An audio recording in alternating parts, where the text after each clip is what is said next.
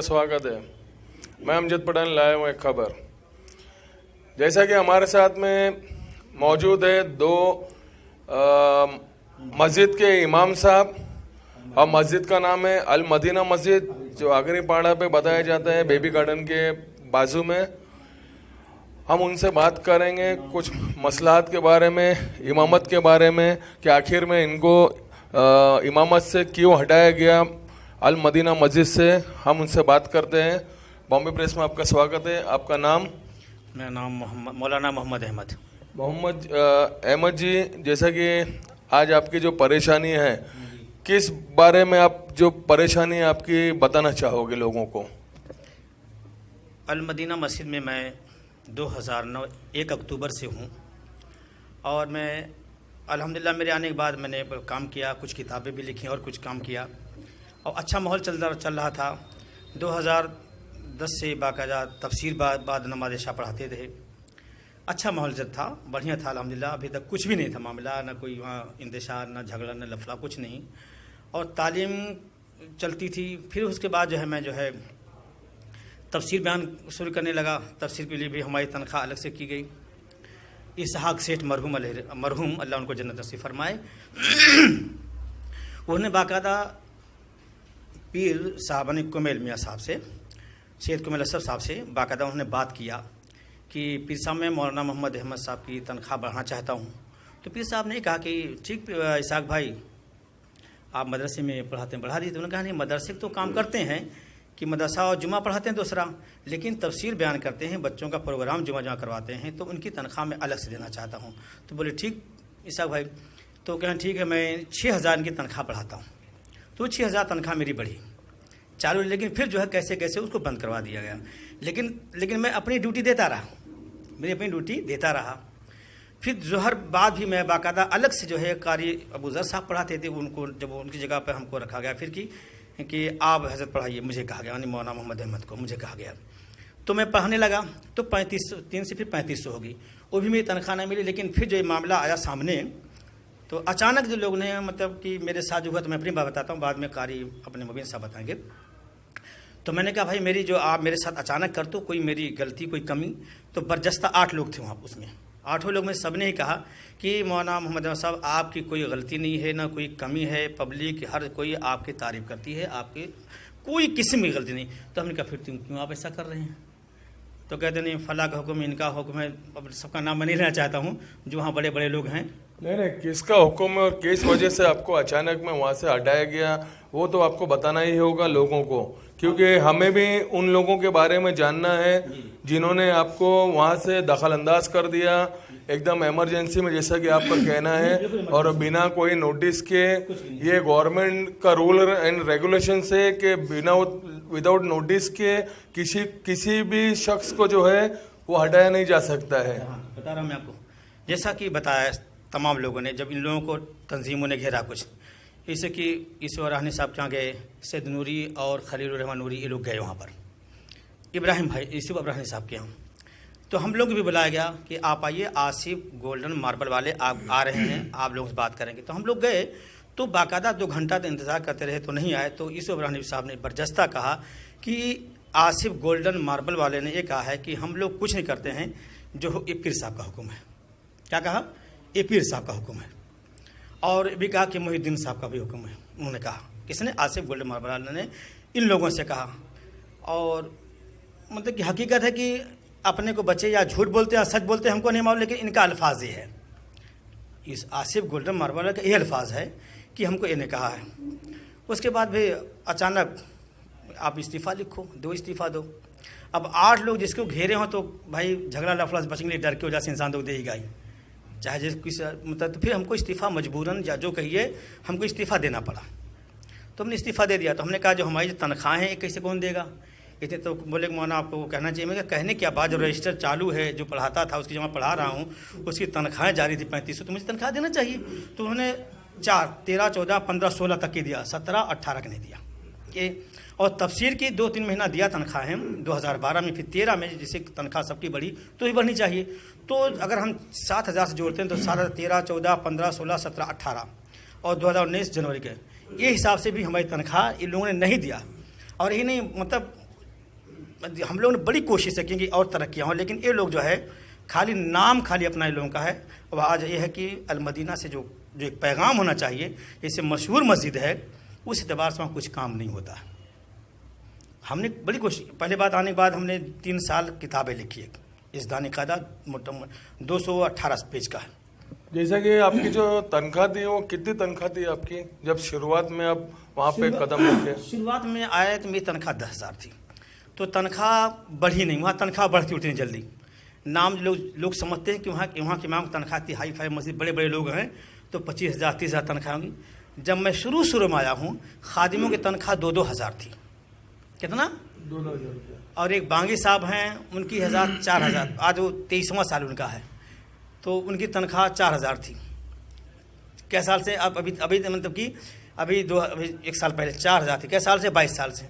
अब यह है कि भाई वो टहल के जब पढ़ाते, लेकिन मैं किसी के यहाँ ट्यूशन से पढ़ने न जाता था, अक्सर जो मस्जिद में पढ़ना लिखना मेरा काम था। सैलरी जो है आपको किस बेस पे, मतलब किस तरीके से मिलती थी वहाँ पे? सैलरी हमको मगरिब बाद जो पढ़ाते थे और जुमा पढ़ाते थे, ये हमको सैलरी 10,000 हमारी थी।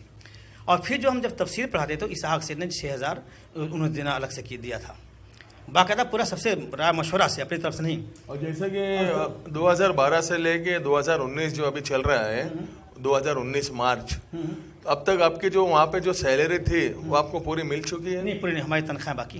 कितने टाइम की तनख्वाह आपकी बाकी? अगर देखा जाए तफसीर की जो है, जब इसहाक से ने कहा था तो चालू थी, दिया, फिर उसके बाद तफसीर देना बंद कर दिया। तो मैंने 2 बार उठाया, लेकिन कोई तवज्जो नहीं की, लेकिन मैं अपनी ड्यूटी देता रहा, अपनी ड्यूटी दे। लेकिन किस वजह से आपकी जो सैलरी है उनको रोका गया? ये कोई नहीं, इस बारे में आपने जानकारी लिया है बस, है कि ऊपर ही से कोई आर्डर है कि इनकी तनख्वाह कितनी बढ़ गई, कि उतना दिया जाए, बस कम दो, इनको दबा के रखो। कैसे ब्राह्मण जात ऐसे नहीं होते हैं, वो वहाँ हिसाब है। जैसा कि आप जो तरीके से माशाल्लाह से इमामत जो करते हो, इमामत बोले तो आपके जो पीछे जो है काफ़ी लोग नमाज पढ़ते हैं, नमाज अदा करते हैं, अल्लाह के सामने सिजदा करते हैं, तो क्या आपके साथ में ये जो जुल्म और ये हरकत जो हो रही है, क्या ये होना चाहिए आपके साथ में?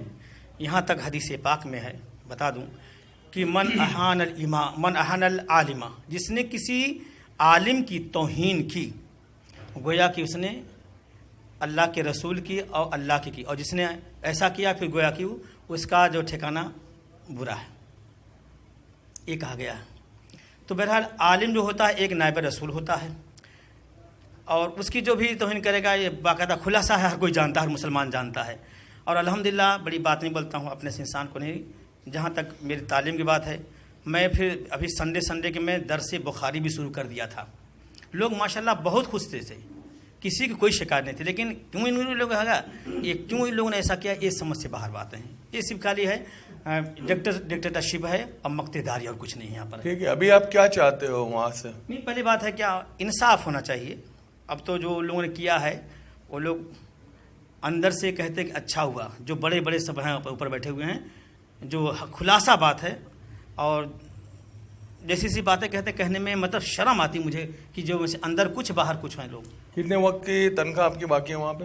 मेरी तनख्वाह जैसे कि ज़ोहर बाद 2 महीना की, 2 साल की, और 1 महीना और 25 महीना, और 2013 से लेकर अभी 19 जनवरी है, ये जो 2019 है जनवरी तक की तनख्वाह हमारी जो है, उसूलन मेरे आमने सामने कोई बात करे तो गलत नहीं साबित कर सकता है, वो तनख्वाह हमारी बाकी है। टोटल कितनी तनख्वाह बाकी है आपकी?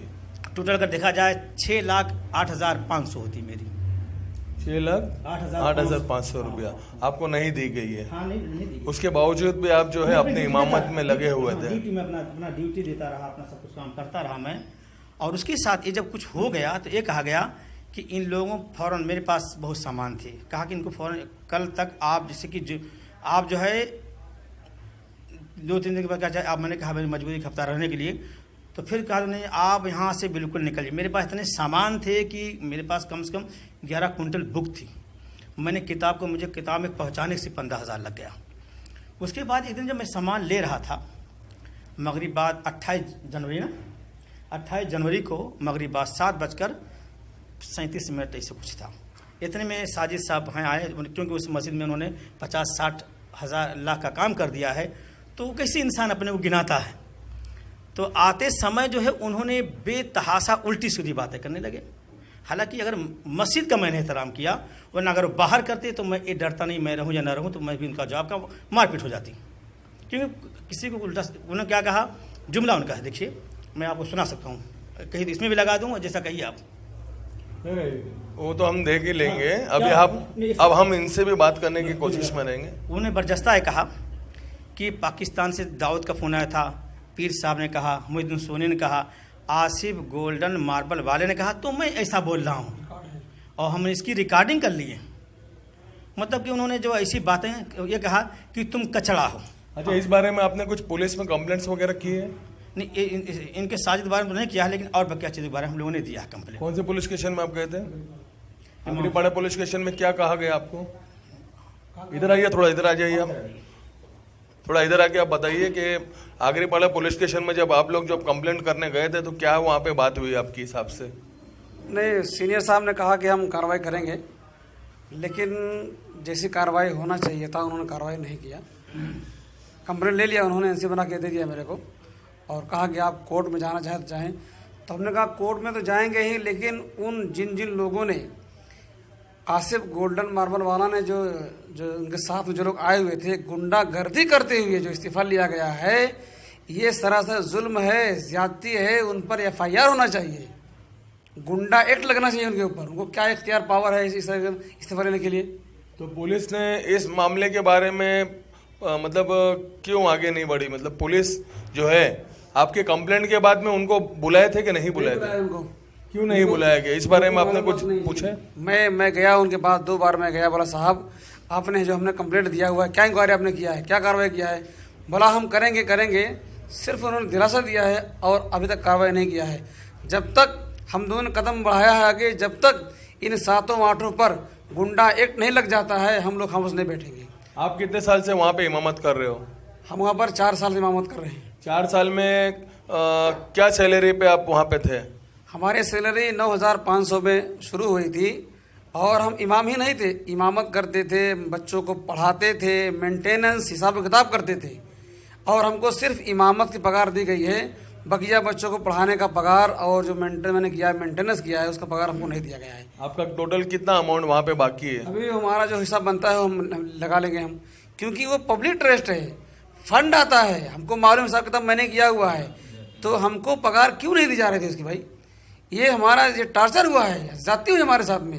एक काम के लिए रखा गया था और हम 3 काम करते थे उसके लिए। हमने कहा पगार बढ़ाइए, हम पगार बढ़ाएंगे, पगार नहीं बढ़ाया गया और उसके बदले में ज़बरदस्ती गुंडागर्दी करते हुए, जोर जबरदस्ती करते हुए इस्तीफा ले लिया गया। ये कहाँ का इंसाफ है? ये बताइए, उनको किसने पावर इख्तियार दिया इस तरीके से? उनके बाप की प्रॉपर्टी क्या उनकी? वो मरहुमा आमिना बाई ने ज़मीन वक्फ किया था मस्जिद के लिए, उनका इंतकाल हो चुका है, अल्लाह उनकी मग़फ़िरत फरमाए। उनके बेटे मुहिउद्दीन तैयब सोनी जो बांद्रा में रहते हैं, कभी आते ही नहीं मस्जिद में वो। तो मैं उनसे पूछना चाहता हूँ, जब तुम कभी आते ना मस्जिद में, यहाँ की हालत तुमको मालूम नहीं, तुमने फैसला कैसे कर लिया निकालने के लिए? भाई तुम पहले आते मस्जिद में, हमारा बयान सुनते, नमाज सुनते, मुसलिम पूछते भी। आप जब कोई शिकायत करता है आपसे तो आप एक्शन लेते भी आप। ये तो सरान भी गलत है, ये कानून में जुर्म है ये। और हम लोगों को खामोश नहीं बैठना है। साल लगे, 2 साल लगे, पूरे हिंदुस्तान में जितने न्यूज़ चैनल हैं, अखबार वालों को, नेताओं को, हम सबसे मिलकर रहेंगे।